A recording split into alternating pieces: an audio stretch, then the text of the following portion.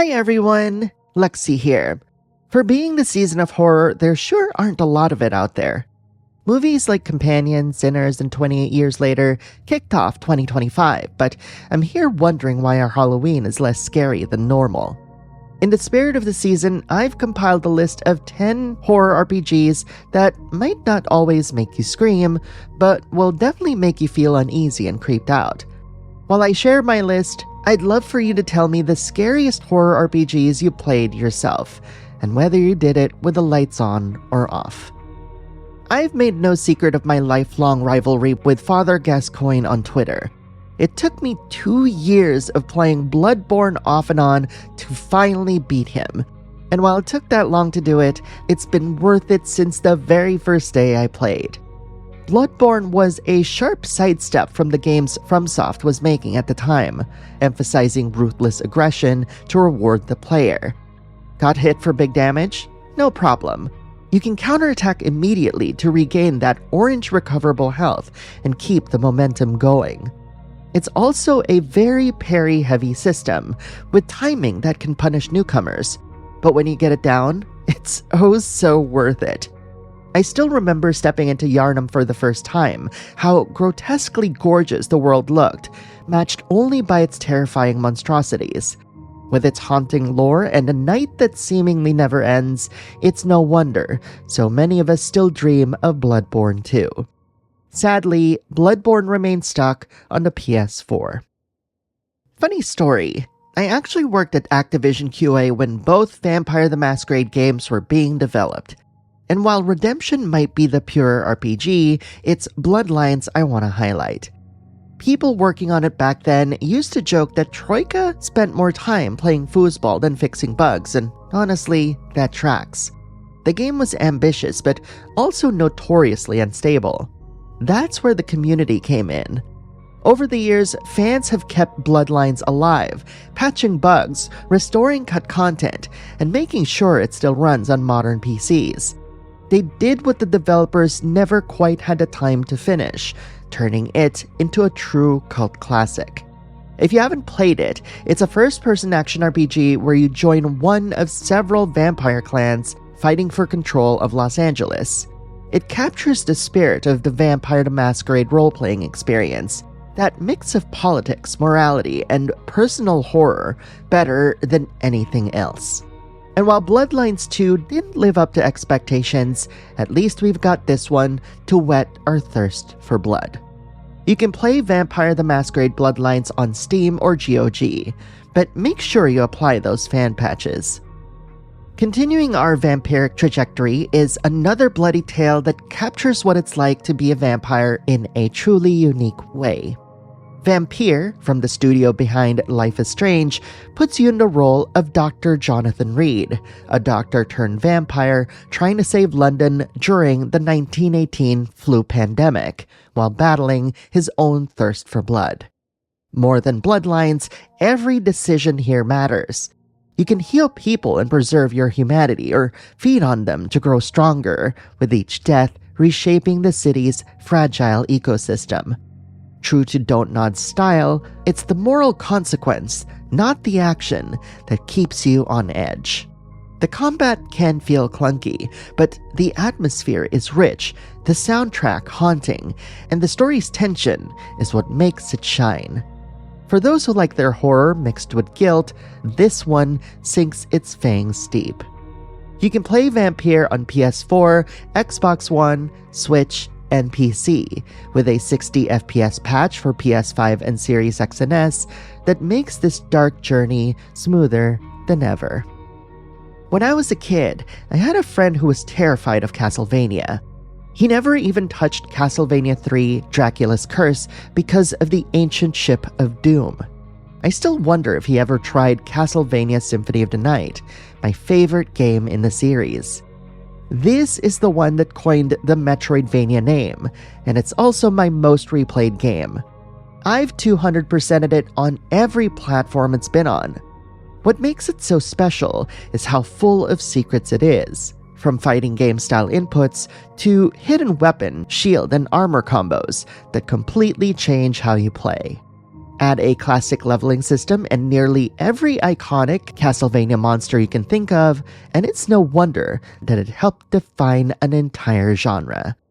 To me, no game since has matched its grandeur or the sheer thrill of discovery.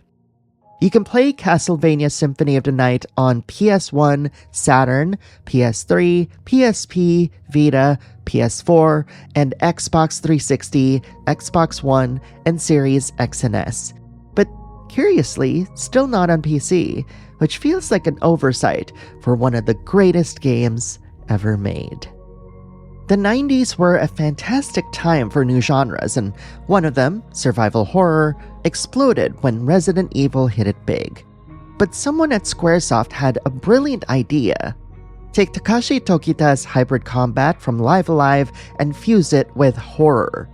The result was Parasite Eve, which is often called Resident Evil meets Final Fantasy VII, starring one of Squaresoft's coolest protagonists, Aya Brea.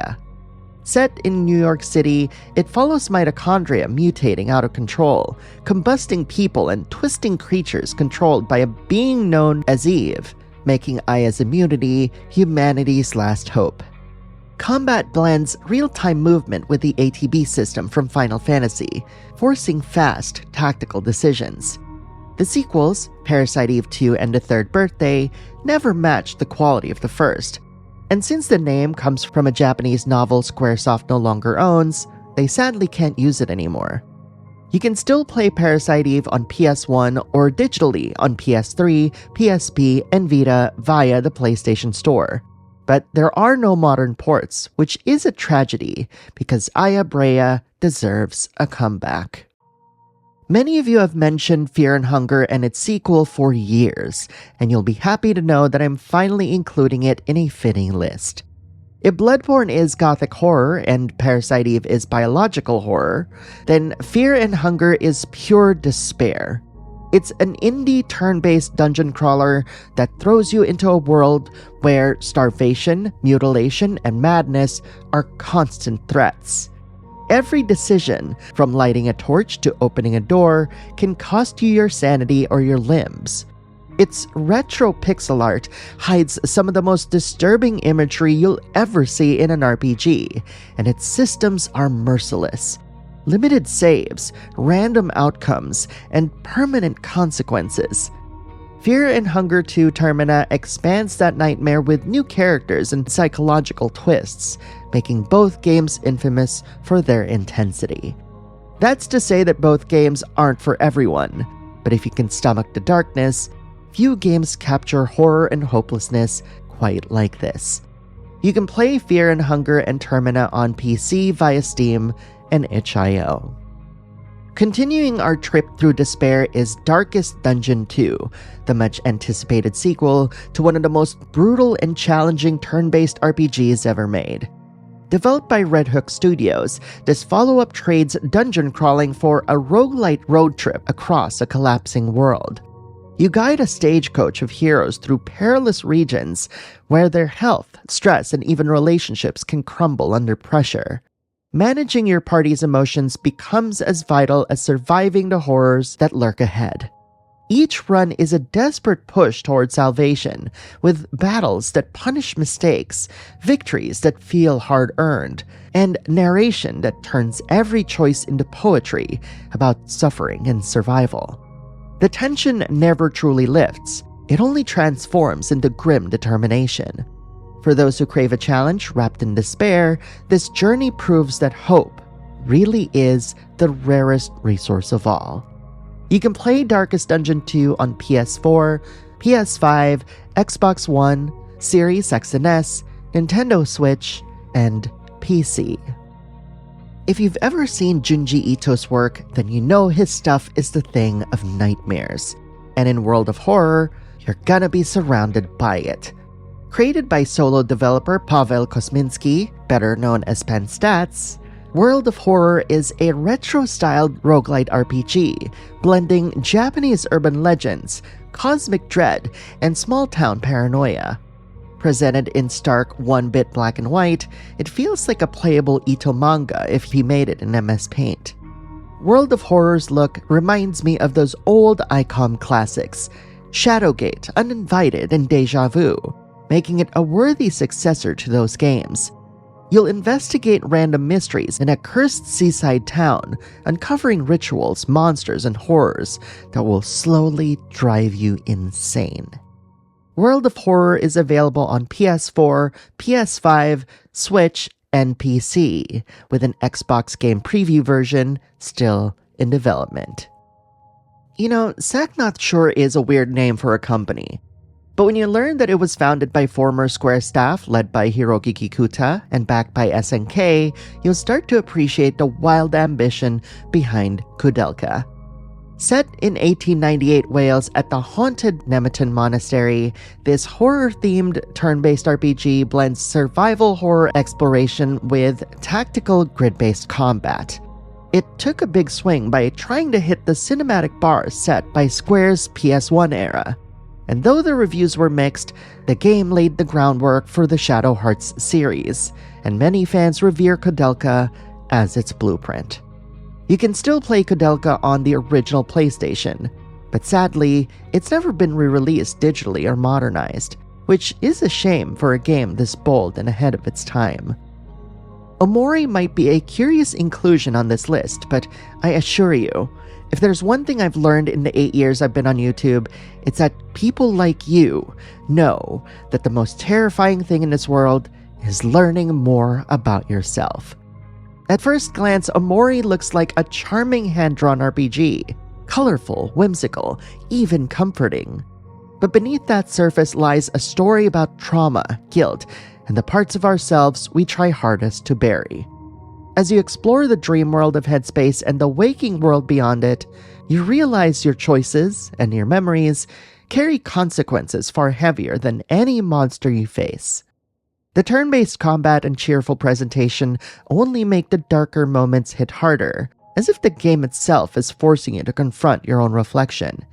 It's unsettling, emotional, and unforgettable, the kind of horror that doesn't come from jump scares, but from what it quietly reveals about you.